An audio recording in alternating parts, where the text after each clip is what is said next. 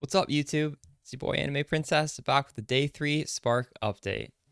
So we're going to start this video off by briefly covering what I've been up to on Day 3 of the league. And then we're going to segue into the lesson of the video, which would be how to defeat the first two major bosses you're going to encounter, which is Eater of Worlds and Searing Exarch. So I'm going to give some tips for new players how to approach that. And we're going to wrap the video up, obviously, by going into Path of Exile, looking at my character's gear. I'll talk about what sort of stuff has changed since yesterday. Again, everything is still relatively budget, and I'm going to be explaining the context behind these changes. We might even talk about some other options you could be taking instead, because as we get further and further into the league, there's so many ways to branch out with your upgrades. You could go defensive, offensive, you could go both. And if you start looking at deep dives from previous leagues, you'll get some ideas of different ways you might go.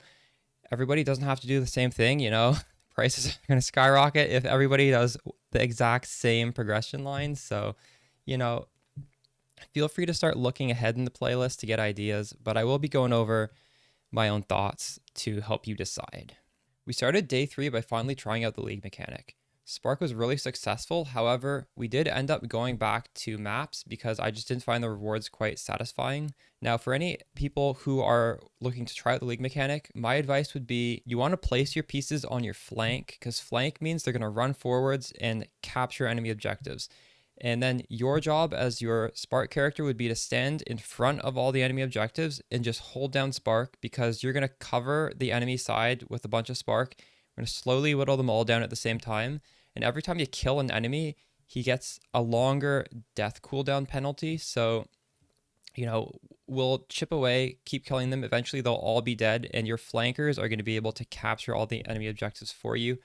And every time you win a round, make sure you go and buy more troops. And once you fill out your flanks, I would also advise putting some people on defense, because that means if enemies run past you, you won't have to double back to defend your base. You can just keep offensively casting Spark. So yeah, that was pretty fun, but we ended up going back to mapping. We completely finished the Atlas, and we also did the third Watchstone, which was the Maven fight. So that's what we've been up to. And I'm following the Wandering Path Expedition Harvest Atlas strategy from my Atlas video. So day 3 is pretty fun. We just grinded a lot, made some small upgrades. Let's move on to the bossing advice. So as you work your way through the Atlas, you're eventually going to drop a Writhing Invitation and a Polaric Invitation, which lead you to the Infinite Hunger and the Black Star boss fights.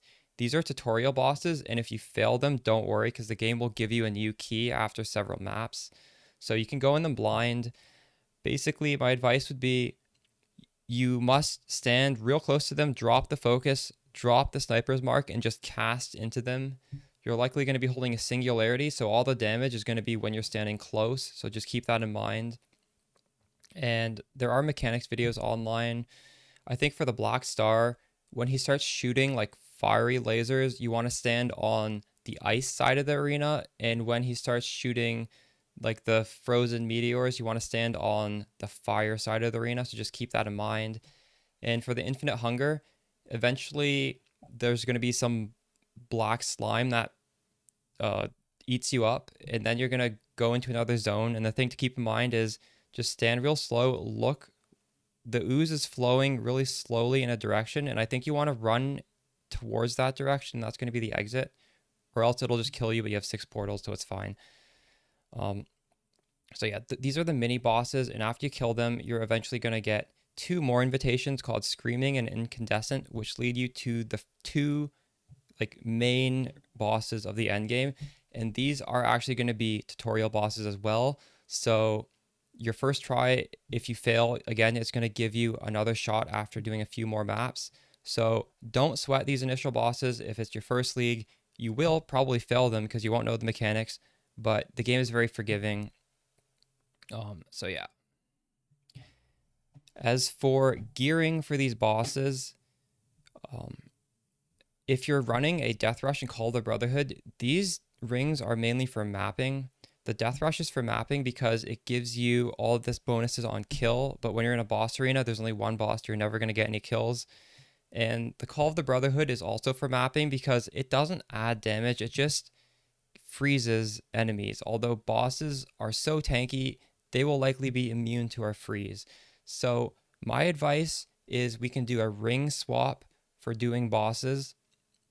And this is something you can do if you find these bosses, you're struggling, you can't kill them, you'll get more damage if you do this ring swap. And the ring swap would be taking off the Death Rush for a Mark of the Shaper ring. This ring is like 1 to 5 chaos. It just adds a lot of damage. However, the other ring needs to be an Elder ring. So you can either use a Call of the Void, which is relatively cheap alternative to Call of the Brotherhood, or you can just put on any random ring that has Elder influence on it. If you go for the Call of the Void, however, you're going to have to copy the same prefix that I'm using on my boots, which is a Junon Veil, hybrid movement speed, as well as cannot be chilled.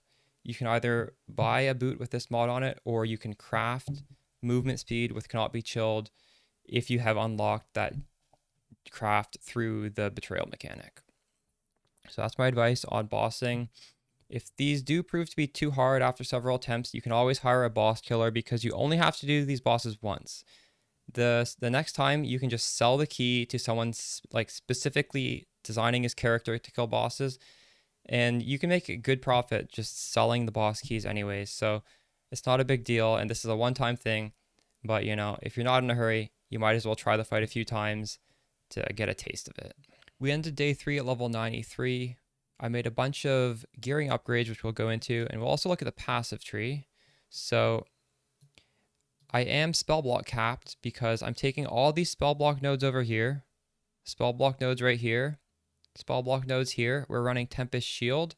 I believe I have spell block on my armor, possibly. I'm not sure. So I have a really defensive setup here. And we also went and got a large cluster. Now, the way I bought this large cluster was through my YouTube guide on how to find a cheap budget cluster, and I ended up paying 50C for this. It was actually the cheapest thing on the trade link, and I'd say the notables, they're not the ideal ones, but it's still a really big damage boost anyways, so I'm quite happy with it. We have over here Overshock, which is just damage, 30% increased lightning damage, 40% increased effect of lightning elements, so we're going to have higher shocks, and higher shocks are going to give us slightly more damage. It's this, I wouldn't say this is a great node, but it's quite a lot of damage, which is nice to have. The other node is Sadist. So this gives us damage if we've chilled and shocked, which with Call of the Brotherhood, you will have done both those things, as well as ignited. Now, we don't naturally ignite. However, I did end up buying a wand base that has flat fire damage in the implicit. And as long as you have any amount of flat damage to spells, you will be doing an ignite. And so I'm getting a lot of damage from Sadist. And the node at the end is actually terrible. Disorienting Display, Chance to Blind. Blind is not useful unless you are an evasion stacking character. So thankfully, I can just ignore this. I don't need to take this. It's right at the end. We can just take up to the 2 jewel nodes. And as we talked about earlier, we have the medium cluster from day 2 in the small cluster. The small cluster's Enduring Composure. This is very important for a defensive layer. Now, I guess I should note, if you find you don't have enough defenses, I would suggest going back to the League Start video and looking through the section where I talk about defenses, because you do need to keep in mind a lot of the defenses we get on gear, and I cover it in day 1 and day 2, and I will cover it again here.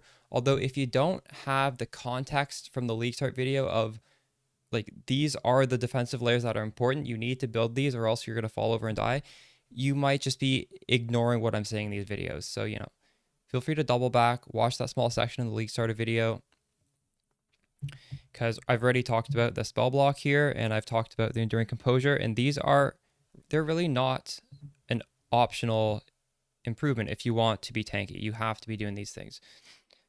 As for my character's gear, well, I briefly showed this at the end of last video, but this is sort of the aspirational body armor that you can craft. And again, I crafted this with the crafting guide in the playlist. And this is just a huge increase in damage. It's like 30 to 40% more damage depending on what your gear is. So if you don't have enough damage, this is, probably 6 divine, I would guess, roughly, although I can't promise you that. 6 Divine upgrade to get a lot of damage.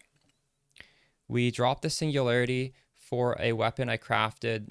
I did the same process as the crafting guide on the channel for how to create the videos on Pierce gloves as well as a budget weapon. I just bought the Fracture, slammed Essence of Woe. I slammed about 20 until I got some good mods. I just watched the video if you want to learn how to craft your first rare weapon. So Death Rush, I think I touched on last video. This is a lot of damage in maps. It's like unrivaled, and you know, if you're not doing bossing, you do want to build your character around maps because this is a mapping character.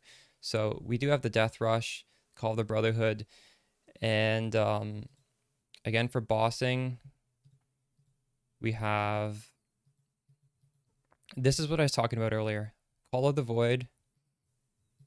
This will let us do shocks instead of Call of the Brotherhood, which when you're doing cold damage, you're doing less shocks. And then Mark of the Shaper, you see this gives us 76% increased spell damage. If the other ring is Elder, Elder would be on the right-hand side up there. You see the little cross, the little blue cross. That means it's an Elder base. So we're getting a lot of spell damage. We're getting some flat added lightning damage. And it's very cheap. So this is a good bossing setup. And to get around the downside of Call of the Void, which we will get chilled if we get hit, you need to use boots that have hybrid movement speed as well as 100% chance to avoid being chilled. So that's how we're getting around the downside. If you don't have these boots, just throw in a random Elder ring. It doesn't need to be this specific one. So what else did we change? I still haven't crafted the Pierce gloves, but that would be a good next step, and it is in the same video on how to craft the wand. Getting Pierce is nice because if you get like 2 to 3 sources of Pierce, and you can get 2 Pierce just simply from the glove alone, you could think about dropping Pierce support for something like either Awakened, added lightning damage. Hypothermia is a good green socket if you just want to have another green socket. It'll be more damage. Or even pinpoint support, and if you do pinpoint support, you must get the mastery +1 intensity, and that's going to be a ton of damage. Maybe I could start thinking about getting a better amulet, like getting +1 level on the amulet would be nice. This is just a really basic one. Now I'm gonna end this video on something somewhat random, but I realized I didn't teach this to new players, and it is how to take your helmet and get the correct colors on it. So there's a trick called the jeweler method, and this involves using these crafts that cost jeweler orbs. So we want to get this to 2 blue, 1 green, 1 red for the trigger focus. And it is an armor base, so it's hard to get that. So we're going to just take it down to 2 sockets that cost 1 jeweler. And then we can do this trick where we can pay 15 chromatics to make sure it's green and blue. And now this is the jeweler trick where we just add and remove. And actually it's almost never going to hit the blue on the first try. You're going to have to do this lots of tries. We lucked out here. I got it on the first try. But the thing is, if you go back, it will always keep your initial 2 sockets. So you go back and forth until we hit the blue again. And you're going to want to get all your off colors on the first 3 because these are the cheap ones. It only costs 1 and 3. Let's just pretend we hit blue again because I don't want to do this all day. So this would be green, blue, blue, and then the 4th one, you see it costs 10, so it's a little more expensive. So we're going to want to get the red one on the last one. So then you'd have all 4, and then you can just do 4 link for 5 fusing, and you'd have a very easy way to get the off colors on the helmet. And you can do this trick for any piece of gear. Again, you see these gloves are armor based, and I have 3 blues. So this is a really good piece of tech that every player should be using when they're trying to fix their sockets for cheap, because this means you don't have to be searching for socket colors on trade. You just search for the best stats, and then you can fix your own socket colors yourself. All right, so that's the end of the day 3 update. I should be live on Twitch after this goes live, so look forward to see you there. Hope you guys are having fun, and I'll catch you in the next video.